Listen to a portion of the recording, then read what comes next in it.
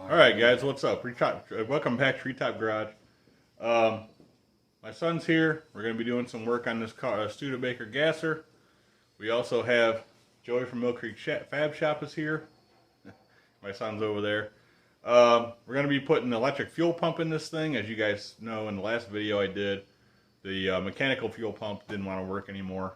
So we're swapping that out. We're getting all that stuff kind of hooked together. I already got it kind of stuff staged up. Got the fuel tank drained.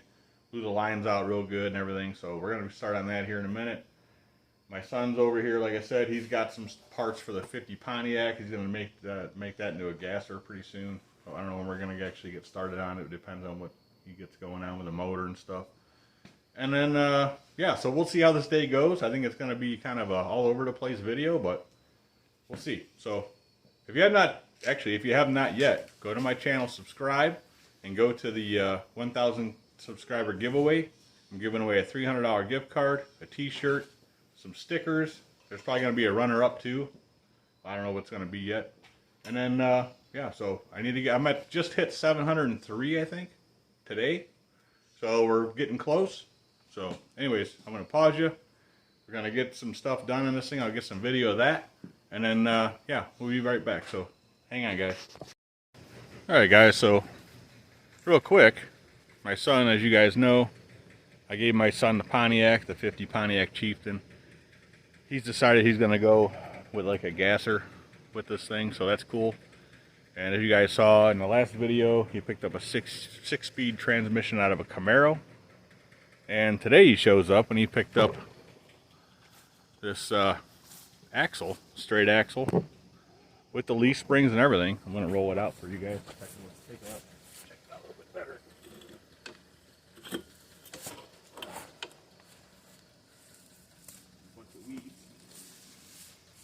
Anyway, this, I think he said it was out of 30-something Chevy. It's still got the leaf springs on it.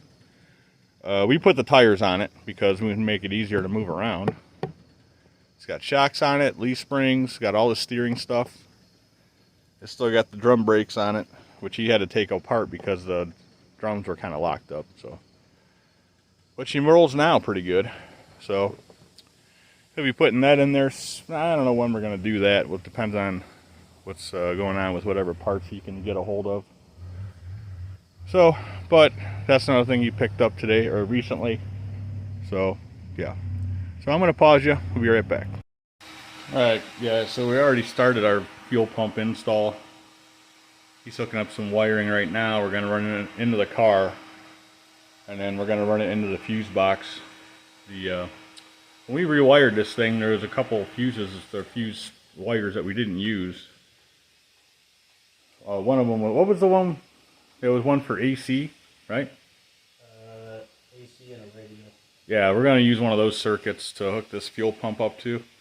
And we're just going to put a 5 amp or 10 amp fuse in there. Because right now it's probably got like a 20 or something. We'll see what it's got. But so anyway, he's hooking the electrical. Well, I guess that connector didn't work. All right. Try one of them other ones, I guess. But I need to climb up underneath in the front over here and hook up the fuel line back up to the line that goes to where the fuel pump was. Basically, this fuel cell that I got in here I ended up getting braided line. And the braided line ended up stopping right around in here, so I had to run a aluminum line up to where the other fuel pump was.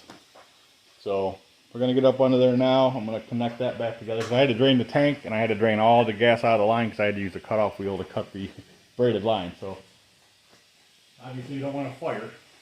So you're done with this creeper, right? Yeah. All right. Go ahead. I got to get something for that clamp too.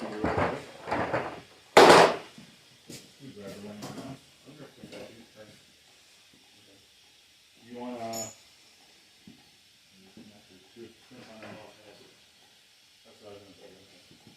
Alright, so yeah, let me find a screwdriver. I just had it a minute ago.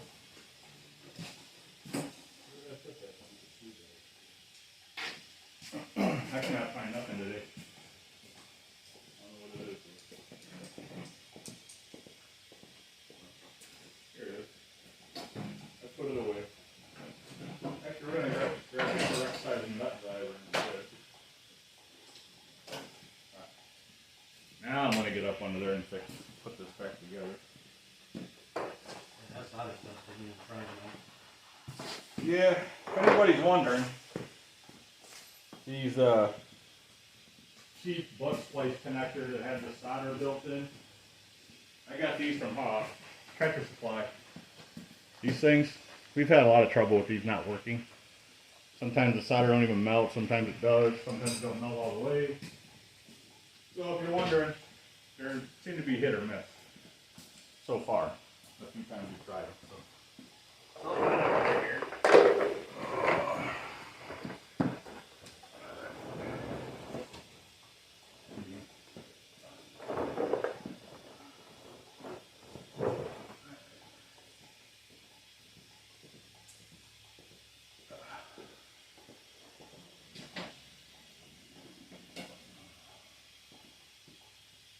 The parts were used hard too.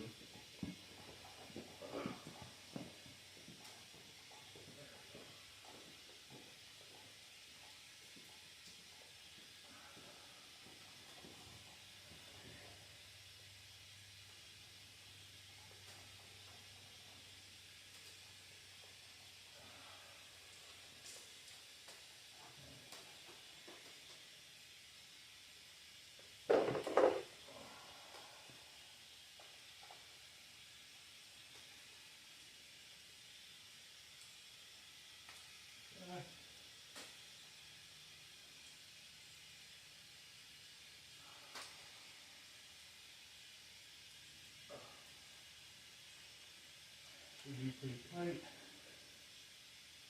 as we can get it. There's probably a good few inches into that thing, so that's good. So now he's gonna finish doing that over there. We're gonna run the wiring up into the car, and then we'll go inside and we'll see what we're gonna do about hooking it up. So the ground's just gonna be grounded. Right up to on the bracket where we mounted it. I'll get some video once he's done of that too. Creepers are nice, but they're so hard to get in and out of. Alright, we're gonna pause you and we'll be right back. Alright guys, so now we're trying to do the final hookup for this fuel pump. We're looking to see what we got that's got switch power. I think he's looking at the radio circuit right now. So, yeah, Joey from Mill Creek's Fab Shop's going to be swinging by here, I think, pretty soon. We're going to start on this cab, I think, when we're done with this. And I think while he's doing that, I think I'm going to work on this 428 or 429 motor over here. I got to do the rest of the cylinders. Maybe start messing with that. We'll see what happens.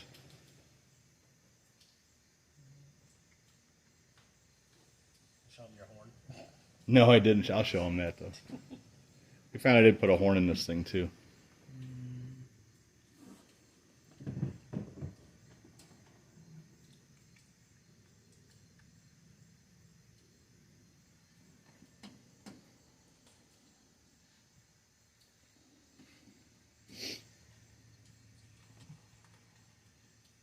So, yeah, that's what's going on. I'm going to pause you. This is pretty boring. Can't even really see what's going on in there, so I'll pause this and we'll come back in a few.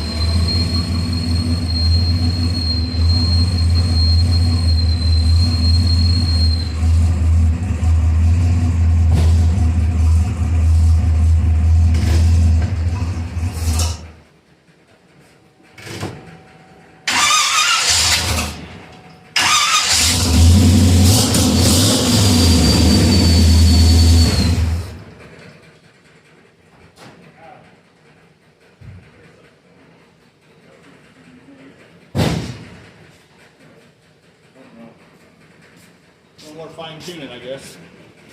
That whistling got me. Oh, Yeah, I don't know what that whistling is. It's been doing that off and on since I started it the first time. you ever check?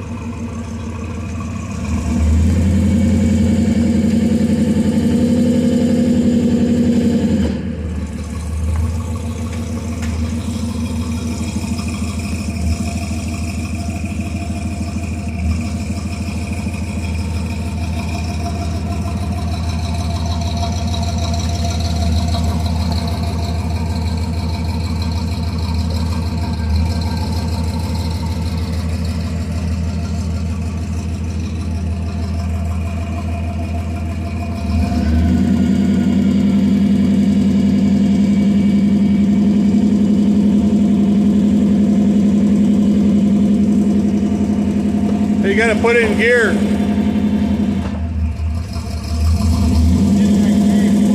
Yeah, I hate that thing.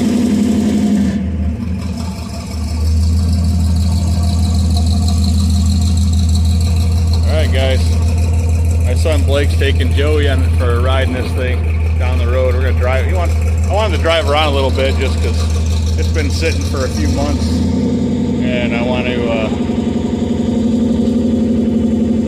I just want to make sure that it's gonna run good. It's been loading up, and obviously it needs some adjustment carb wise. So I'm gonna let them guys kind of drive it around. I don't mind letting my son drive a little bit. So Joey's gonna get some filming of that too. So we'll see. It's been running a little weird. I think it just needs driven. It hasn't been driven in a while. So, all right, guys, I'll be right back. We'll get the fire on film, but there ain't one. Dang it. Oh well.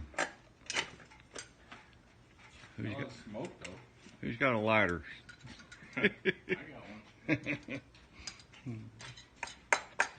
It sounds really good when you do give it some gas before you put it in gear anyway. Yeah, I don't know why it didn't take in the load like it used to. I don't know what's going on there. Put a little nitrous rub.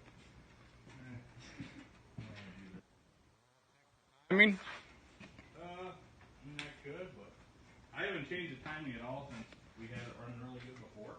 right.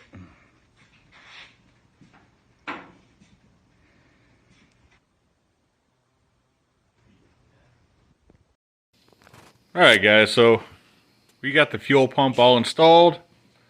Electric, it's in the rear. Got some fuel lineage going on from the frame down there. Got the old fuel pump out. I put a block off plate. And so I'm going to try to show you what we did, if I can. This thing's over here on this side. If you guys, I don't know where this video is at right now. This is after the fact, but I let my son take Joey from Mill Creek Fab Shop, drive around in this thing for a little bit because it needs to be driven. It's been sitting for a few months now.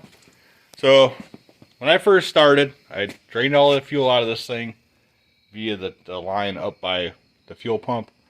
I actually had to put air into the return line and force air down in through here. There's that sump there to push all the air out. So now we got the old fuel pump out. We got the new fuel pump in there. So let me see if I can get this. There it is right there. It's one of those, what is that? Mr. Gasket. It's 47 PSI, so you don't need a regulator. It goes all the way to the front. And it seems to be working really good. I did have a little bit of an issue at first. We'd had some air in the line. We had to take the line off the carb there and get the air out of it, which was no big deal. We just made a mess.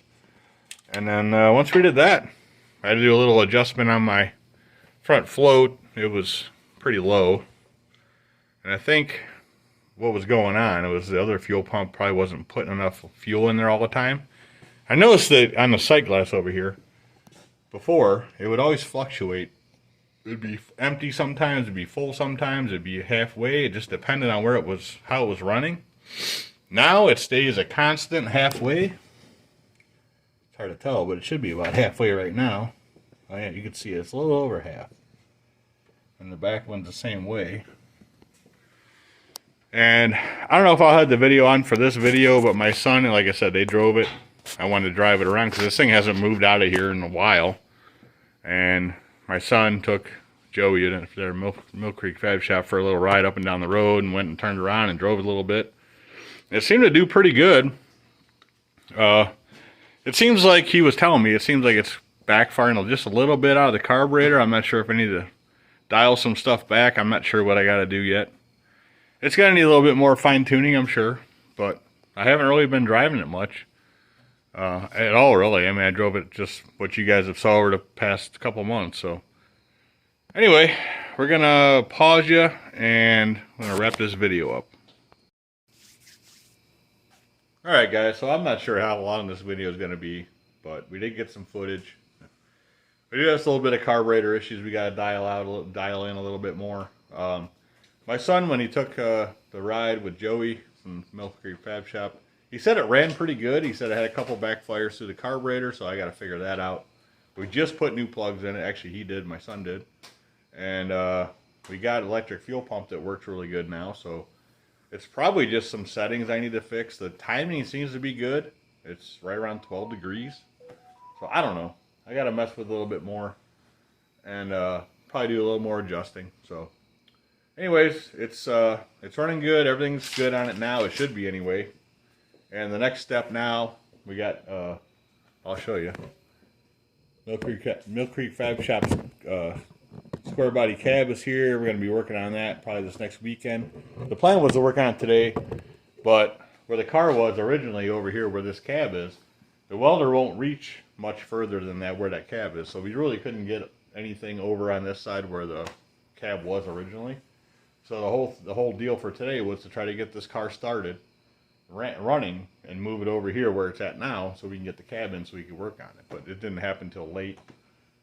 Obviously it's just about dark outside now, so hopefully this next weekend he can start on that, start getting some stuff dialed away there. And then I like to get this other bay. You guys have seen many times this bay over here. It's kind of got half of a wall. It used to be a spray booth years ago, and the guy that we bought the house from used to do body work back here. And that was a spray booth over there, but now it's full of junk from when I moved here from my other garage. So the plan is to get that all cleaned out, get enough room out there where I can put the Studebaker gasser over there for the winter, bring the Ford truck, the F100, the 59 F100, in here where this cab is. Hopefully this cab will be gone by then. Get that in here, get this 429 all ready to go, and start working on that for the winter. That's the plan for that. And I'll have an open bay here where the Studebaker is now in the middle, which I like to keep my tractor in here because I plow with it and I cut back 40 with it too with a brush hog. So I like to keep that thing kind of inside in the winter so it starts easy. But if my son wants to roll that Pontiac in here at some point in the wintertime, it'd be easy to just start the tractor up, move it out, bring that Pontiac in here for a day or two or for whatever, and the tractor can sit outside. It's fine. So yeah, but I like to have this center bay open, or one of these bays open all the time in case I got to get my daily in here to work on it or whatever. So that's the plan there. That'll be the next few weeks because it's getting close. I mean, it's not going to start snowing probably till November, but I mean, we're already in September now, so it won't be long. And it's going to start getting cold outside. So that's the deal. Like I said, if you guys have not done it yet, if you haven't subscribed yet, do that.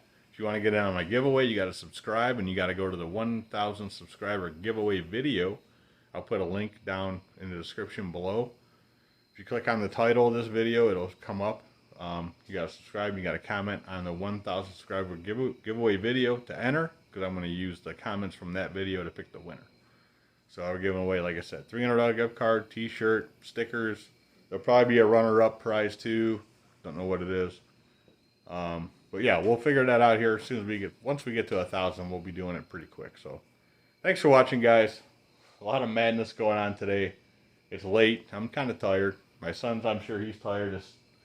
He has some truck issues. His Ranger that he's got started knocking on the way here, so he's got to figure out. He's got a buddy coming to get him, but We'll see you on the next video, guys. Thanks for watching. Have a good one. Thanks.